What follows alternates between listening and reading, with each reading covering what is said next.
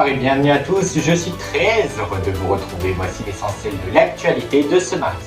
Hier, un nouveau soldat français a perdu la vie en Irak lors d'une opération antiterroriste dans le pays. Il s'agit du sergent Nicolas Marzier.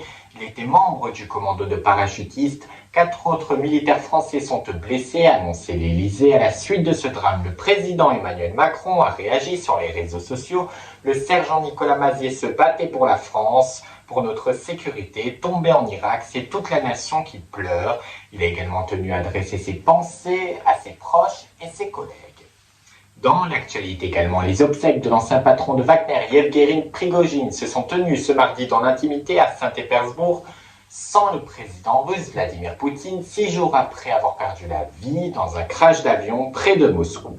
En Grèce, à présent, l'incendie qui ravage le nord-est du pays et qui ne cesse de gagner du terrain depuis 11 jours, l'un des porte-parole de la Commission européenne a tenu à souligner que cet incendie est le plus grand jamais enregistré dans l'Union européenne.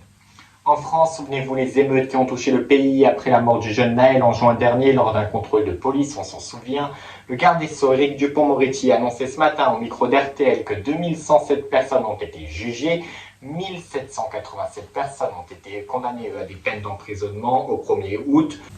Toujours dans l'actualité judiciaire, on a appris aujourd'hui que le tribunal judiciaire de Paris a condamné l'animateur et producteur Jean-Marc Morandini à une peine probatoire de 6 mois de prison avec sursis pour harcèlement sexuel à l'encontre d'un jeune comédien.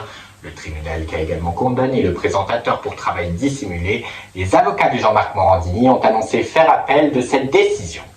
Je vous propose à présent de parler de quelque chose de plus joyeux, celle de la présentation par la Fédération française de football du nouveau sélectionneur de l'équipe de France, des espoirs français. Il s'agit de Thierry Henry qui a accepté d'endosser ce rôle. L'ancien avant-centre des Bleus se dit heureux et honoré. Et il est également fier de rechanter la Marseillaise et de reporter le coq français. Et c'est ainsi que se termine ce journal. Je vous souhaite une excellente soirée et à demain soir sur RIA.